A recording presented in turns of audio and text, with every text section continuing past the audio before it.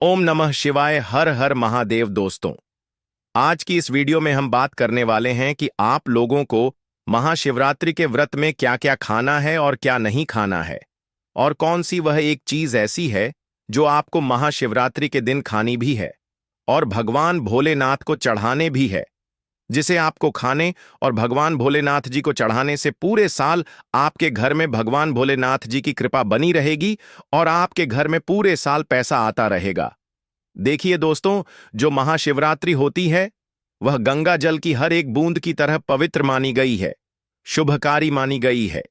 हमारे हिंदू परंपरा में शिवरात्रि का बहुत महत्व है और यह पर्व फाल्गुन मास के कृष्ण पक्ष की चतुर्दशी को मनाया जाता है। भगवान भोलेनाथ भोले भंडारी हैं। वे एक लोटा जल से भी प्रसन्न हो जाते हैं, मात्र एक बेलपत्र से भी अति प्रसन्न हो जाते हैं। लेकिन भगवान भोलेनाथ शीघ्र ही गुस्सा भी हो जाते हैं। जहां भगवान भोलेनाथ को कुछ चीज प्रिय है, तो वही कुछ चीज आप यह भी हैं। कुछ चीज ऐसी हैं जिनका भगवान भोलेनाथ जी की पूजा में अगर इस्तेमाल ना किया जाए तो भगवान भोलेनाथ का पूजन अधूरा रह जाता है। वही कुछ चीजें ऐसी होती हैं जो अगर अनजाने में आप भगवान भोलेनाथ को अर्पित कर देंगे तो उससे भगवान भोलेनाथ आपसे रुष्ट हो जाएंगे। इसलिए भगवान भोलेनाथ की पूजा करते समय कुछ बातों का विशेष ध्यान रखना चाहिए। आज के इस वीडियो में हम आपको बताएंगे कि महाशिवरात्रि के पावन पर्व पर क्या करें क्या ना करें, कौन सी ऐसी वस्तुएं हैं जो भगवान भोलेनाथ को अति प्रिय हैं और कौन सी ऐसी वस्तु है जो भगवान भोलेनाथ को बिल्कुल भी प्रिय नहीं है, और कौन सी वस्तु है जो भगवान भोलेनाथ को भूल से भी अर्पित नहीं करना चाहिए। दोस्तों, वीडियो आगे शुरू करें उससे पहले भगवान भोलेनाथ जी के सच्चे भक्त इस वीडियो को एक लाइक अवश्य कर दें और बॉक्स में जय भोलेनाथ अवश्य लिख दें, जिससे कि भगवान भोलेनाथ जी का आशीर्वाद आपको सीधे प्राप्त हो सके। दोस्तों, सबसे पहले जानते हैं कि महाशिवरात्रि के पावन पर्व पर क्या करना चाहिए, जिससे कि भगवान भोलेनाथ और माता पार्वती का आशीर्वाद आपको प्राप्त हो। महाशिवरात्रि के दिन भगवान भोलेनाथ की पूजा सफेद या लाल रंग के वस्त्र धारण करके ही करें। सफेद और लाल रंग के वस्त्र धारण कर भगवान भोलेनाथ का पूजन करना बहुत ही शुभ माना जाता है। यदि संभव हो तो इस दिन पूजा में बिना सिले हुए वस्त्र पहने महाशिवरात्रि के पावन पर्व पर भगवान भोलेनाथ की शिवलिंग का पूजन अवश्य ही करें। शास्त्रों के अनुसार महाशिवरात्रि के दिन ही भगवान भोलेनाथ शिवलिंग के रूप में प्रकट हुए। इसलिए इस दिन शिवलिंग का पूजन करना सबसे ज्यादा श्रेष्ठ माना जाता है। शिवलिंग का पूजन करने से भगवान भोलेनाथ और माता पार्वती के असीम कृपा प्राप्त होती है। वैसे तो महाशिवरात्रि पर भगवान भोलेनाथ का पूजन रात्रि के चारों पहाड़ में किया जाता है। दोस्तों, इस बार पंचांग के अनुसार फाल्गुन माह के कृष्ण पक्ष की चतुर्दशी तिथि की शुरुआत 26 फरवरी सुबह 11:08 पर प्रारंभ होगी और 27 फरवरी 2025 को सुबह 8:54 पर समापन होगा। महाशिवरात्रि का व्रत 26 फरवरी को रखा जाएगा। महाशिवरात्रि व्रत के दिन भगवान भोलेनाथ जी की उपासना निशिता काल में की जाती है। इसलिए महाशिवरात्रि व्रत इस साल 26 फरवरी 2025 बुधवार के दिन रखा जाएगा। दोस्तों, अब बात करते हैं कि आप लोग किस पहर में कितने समय पूजन कर सकते हैं। प्रथम पहर पूजन समय 26 फरवरी को सुबह 11:08 से शुरू होगा। दोस्तों, महाशिवरात्रि का मतलब है भगवान भोलेनाथ का रात्रि के समय पूजन करना। इससे भगवान भोलेनाथ अति शीघ्र ही प्रसन्न हो जाएंगे और आपको मनचाहा वरदान देंगे। महाशिवरात्रि पर भगवान भोलेनाथ के साथ माता पार्वती जी की पूजा भी अवश्य ही करें। ऐसा करने से आपको भगवान भोलेनाथ के साथ माता पार्वती जी का भी आशीर्वाद प्राप्त होगा। शिवरात्रि के दिन भगवान भोलेनाथ की शिवलिंग पर बेलपत्र अवश्य ही अर्पित करें। बेलपत्र भगवान भोलेनाथ को अति प्रिय है। बेलपत्र के बिना भगवान भोलेनाथ का पूजन अधूरा माना जाता है। बेलपत्र एक पत्ता नहीं माना जाता। एक डांडी में जो 3 पत्ते जुड़े हैं उन्हें बेलपत्र कहा जाता है। एक डांडी में 3 जुड़े हुए बेलपत्र ही शिवलिंग पर अर्पित करें और चंदन से उस पर ओम नमः शिवाय लिख करके अर्पित करें। ऐसा करने से भगवान भोलेनाथ की कृपा प्राप्त होती है। महाशिवरात्रि के दिन भगवान भोलेनाथ को पूजा में अक्षत अर्पित करें। ऐसा करने से आपको भगवान भोलेनाथ जी का आशीर्वाद प्राप्त होगा। इस दिन रात्रि में भगवान भोलेनाथ का जागरण अवश्य करना चाहिए, जिससे आपको महाशिवरात्रि का पूर्ण फल प्राप्त हो सके। महाशिवरात्रि के दिन भगवान भोलेनाथ की पूजा करने से पहले भगवान श्री गणेश, भगवान कार्तिकेय, नंदी जी और माता पार्वती का पूजन अवश्य ही करना चाहिए, नहीं तो आपको पूजा का फल प्राप्त नहीं होगा। इस दिन बैल को हरा चारा अवश्य ही खिलाना चाहिए, क्योंकि बैल को नंदी जी का रूप माना जाता है, जो भगवान भोलेनाथ जी को अत्यधिक प्रिय है। दोस्तों, महाशिवरात्रि पर इन कार्यों को करने से भगवान भोलेनाथ की कृपा प्राप्त होती है। दोस्तों, अब बात करते हैं कि आपको महाशिवरात्रि के दिन क्या क्या खाना चाहिए। शिव पुराण के अनुसार माना जाता है कि महाशिवरात्रि पर व्रतधारी को धतूरा अवश्य खा लेना चाहिए। भले ही आप थोड़ा सा खाएं, लेकिन खा जरूर लें, इससे व्रत पूरा हो जाता है। इस दिन भांग खाने से संपूर्ण फलों की प्राप्ति हो जाती है। अगर आप भांग नहीं खाते हैं तो इसे थोड़ा बहुत छक लें, नहीं तो आपका व्रत अधूरा माना जाएगा। दोस्तों, महाशिवरात्रि के पावन पर्व पर भगवान भोलेनाथ और माता पार्वती जी की कृपा प्राप्त करने के लिए इन सभी बातों का विशेष ध्यान रखें, जिससे आपको व्रत और पूजा का पूर्ण फल प्राप्त हो। और भगवान भोलेनाथ और मां लक्ष्मी जी भगवान विष्णु जी की पत्नी है। भगवान विष्णु शालिग्राम की पूजा में ही तुलसी का प्रयोग किया जाता है। ऐसे में शिवलिंग पर तुलसी का प्रयोग वर्जित है। यह आपको पाप का भागीदार बना सकता है। ऐसा अनर्थ कभी मत करना दोस्तों।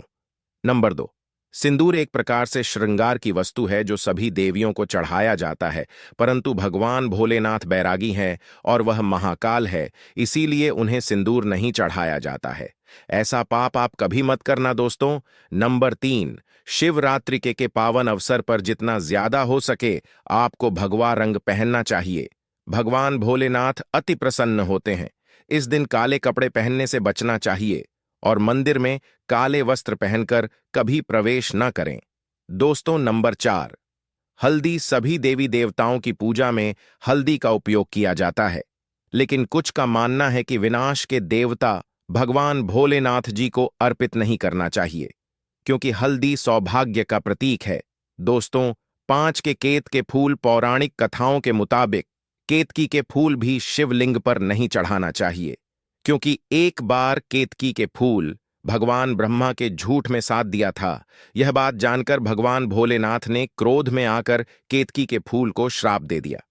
दोस्तों, नंबर 6, नारियल पानी। एक पौराणिक मान्यताओं के अनुसार ऐसा कहा जाता है कि शिवलिंग पर नारियल पानी नहीं चढ़ाना चाहिए, क्योंकि यह शुभ नहीं माना जाता। दोस्तों, नंबर 7, शंख जल।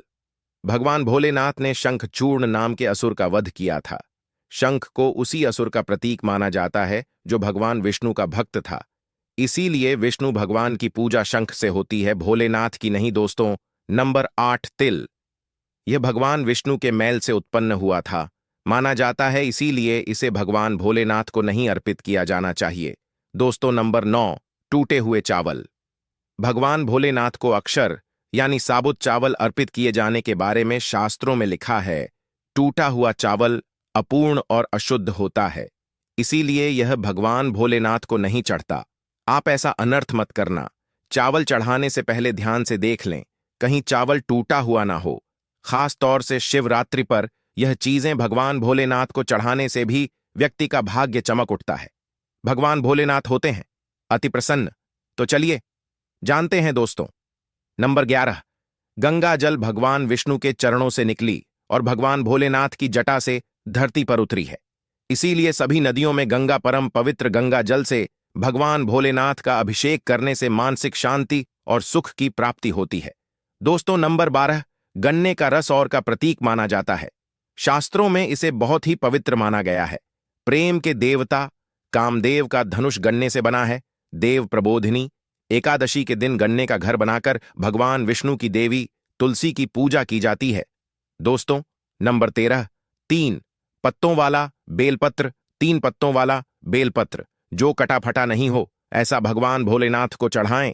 3 पत्तों वाला बेलपत्र त्रिदेव ब्रह्मा विष्णु महेश का प्रतीक माना जाता है।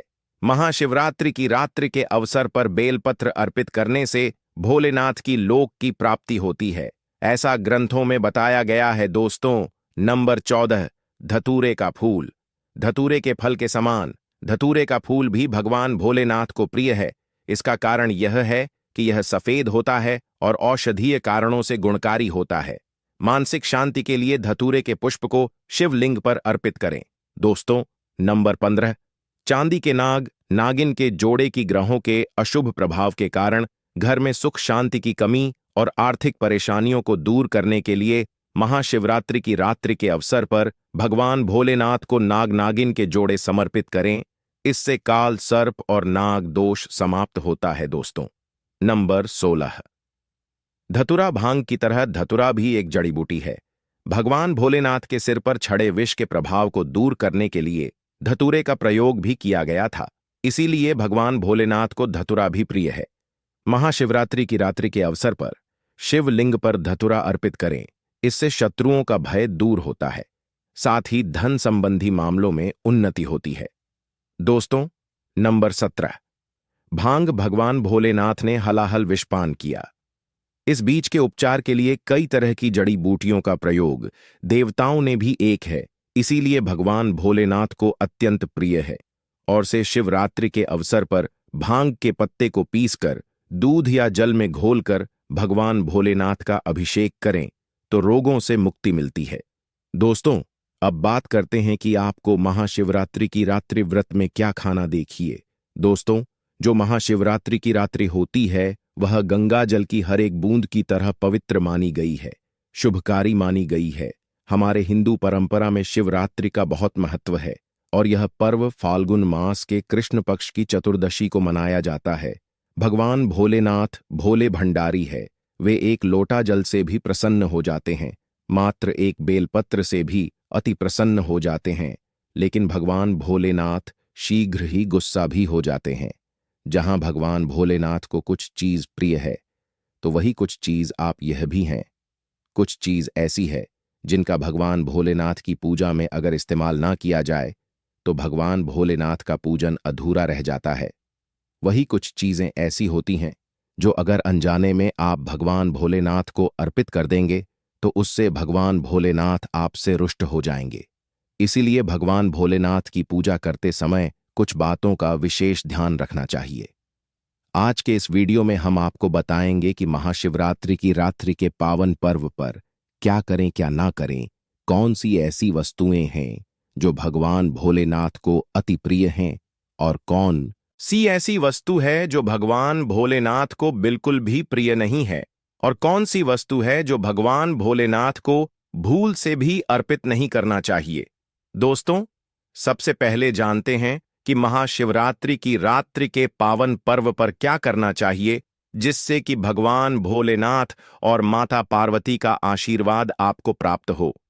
महाशिवरात्रि की रात्रि के दिन भगवान भोलेनाथ की पूजा सफेद या लाल रंग के वस्त्र धारण करके ही करें। सफेद और लाल रंग के वस्त्र धारण कर भगवान भोलेनाथ का पूजन करना बहुत ही शुभ माना जाता है। यदि संभव हो तो इस दिन पूजा में बिना सिले हुए वस्त्र पहने महाशिवरात्रि की रात्रि के पावन पर्व पर भगवान भोलेनाथ के शिवलिंग का पूजन अवश्य ही करें। शास्त्रों के अनुसार महाशिवरात्रि की रात्रि के दिन ही भगवान भोलेनाथ शिवलिंग के रूप में प्रकट हुए, इसलिए इस दिन शिवलिंग का पूजन करना सबसे ज्यादा श्रेष्ठ माना जाता है। शिवलिंग का पूजन करने से भगवान भोलेनाथ और माता पार्वती की असीम कृपा प्राप्त होती है।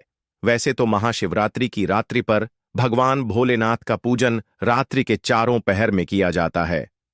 दोस्तों, इस बार पंचांग के अनुसार फाल्गुन माह के कृष्ण पक्ष की चतुर्दशी तिथि की शुरुआत 26 फरवरी रात में 947 से होगी। इस तिथि का समापन अगले दिन 27 फरवरी शाम 6 बजे 1 मिनट पर होगा। महाशिवरात्रि की रात्रि व्रत के दिन भगवान भोलेनाथ जी की उपासना निश्चिता काल में की जाती है, इसलिए महाशिवरात्रि की रात्रि व्रत इस साल 26 फरवरी 2025 शुक्रवार के दिन रखा जाएगा। दोस्तों, अब बात करते हैं कि आप लोग किस पहर में कितने समय पूजन कर सकते हैं। प्रथम पहर पूजन समय 26 फरवरी को शाम 6 से शुरू होगा और समापन रात 928 को होगा। दूसरा पहर पूजन समय 26 फरवरी को रात 928 से शुरू होगा और समापन 27 फरवरी को रात 131 पर होगा। तीसरे पहर पूजन समय रात 1:31 से शुरू होगा और समापन सुबह 3:34 पर होगा। दोस्तों, महाशिवरात्रि की रात्रि का मतलब है भगवान भोलेनाथ का रात्रि के समय पूजन करना। इससे भगवान भोलेनाथ अतिशीघ्र ही प्रसन्न हो जाएंगे और आपको मनचाहा वरदान देंगे। महाशिवरात्रि की रात्रि पर भगवान भोलेनाथ के साथ माता पार्वती जी की पूजा भी अवश्य ही करें। ऐसा करने से आपको भगवान भोलेनाथ के साथ माता पार्वती जी का भी आशीर्वाद प्राप्त होगा। शिवरात्रि के दिन भगवान भोलेनाथ का शिवलिंग पर बेलपत्र अवश्य ही अर्पित करें। बेलपत्र भगवान भोलेनाथ को अति प्रिय है। बेलपत्र के बिना भगवान भोलेनाथ का पूजन अधूरा माना जाता है। बेलपत्र एक पत्ता नहीं माना जाता। एक शाखा में जो 3 पत्ते जुड़े हैं उन्हें बेलपत्र कहा जाता है। एक शाखा में 3 जुड़े हुए बेलपत्र ही शिवलिंग पर अर्पित करें और चंदन से उस पर ओम नमः शिवाय की आय लिख करके अर्पित करें। ऐसा करने से भगवान भोलेनाथ की कृपा प्राप्त होती है। महाशिवरात्रि की रात्रि के दिन भगवान भोलेनाथ को पूजा में अक्षत अर्पित करें। ऐसा करने से आपको भगवान भोलेनाथ जी का आशीर्वाद प्राप्त होगा।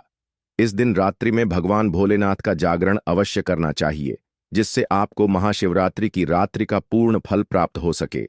महाशिवरात्रि की रात्रि के दिन भगवान भोलेनाथ की पूजा करने से पहले भगवान श्री गणेश, भगवान कार्तिकेय, नंदी जी और माता पार्वती का पूजन अवश्य ही करना चाहिए, नहीं तो आपको पूजा का फल प्राप्त नहीं होगा। इस दिन बैल को हरा चारा अवश्य ही खिलाना चाहिए, क्योंकि बैल को नंदी जी का रूप माना जाता है, जो भगवान भोलेनाथ जी को अत्यधिक प्रिय है। दोस्तों, महाशिवरात्रि की रात्रि पर इन कार्यों को करने से भगवान भोलेनाथ की कृपा प्राप्त होती है। दोस्तों, अब बात करते हैं कि आपको महाशिवरात्रि की रात्रि के दिन क्या क्या खाना चाहिए। शिव पुराण के अनुसार माना जाता है कि महाशिवरात्रि की रात्रि पर व्रतधारी को धतूरा अवश्य खा लेना चाहिए। भले ही आप थोड़ा सा खाएं, लेकिन खा जरूर लें। इससे व्रत पूरा हो जाता है। इस दिन भांग खाने से संपूर्ण फलों की प्राप्ति हो जाती है। अगर आप भांग नहीं खाते हैं तो इसे थोड़ा बहुत स्वाद लें, नहीं तो आपका व्रत अधूरा माना जाएगा। दोस्तों, महाशिवरात्रि की रात्रि के पावन पर्व पर भगवान भोलेनाथ और माता पार्वती जी की कृपा प्राप्त करने के लिए इन सभी बातों का विशेष ध्यान रखें, जिससे आपको व्रत और पूजा का पूर्ण फल प्राप्त हो और भगवान भोलेनाथ और माता पार्वती जी की आपको कृपा मिल सके। बहुत सी चीजें इस दिन के व्रत में ऐसी होती हैं जो आपको नहीं खानी चाहिए, और एक चीज ऐसी है जो महाशिवरात्रि की रात्रि के दिन जरूर खानी चाहिए, ताकि आपको इस व्रत का संपूर्ण फल मिले। महाशिवरात्रि की रात्रि के दिन बहुत से लोग व्रत रखते हैं। एक बेला उपवास रखकर कई लोग साथ भी भोजन करते हैं। महाशिवरात्रि की रात्रि का व्रत अगर आप रखते हैं तो ध्यान रखें, शरीर में पानी की कमी ना हो। इसके लिए अनार या संतरे के जूस का सेवन कर सकते हैं, लेकिन गन्ने का जूस मत पीजिए। महाशिवरात्रि की रात्रि के दिन फलाहार में सेब, संतरा, पपीता, केला, खीरा वगैरह खा सकते हैं। दोस्तों, सच्चे दिल से कमेंट बॉक्स में लिखें हर हर महादेव। एक लाइक जरूर करें। धन्यवाद।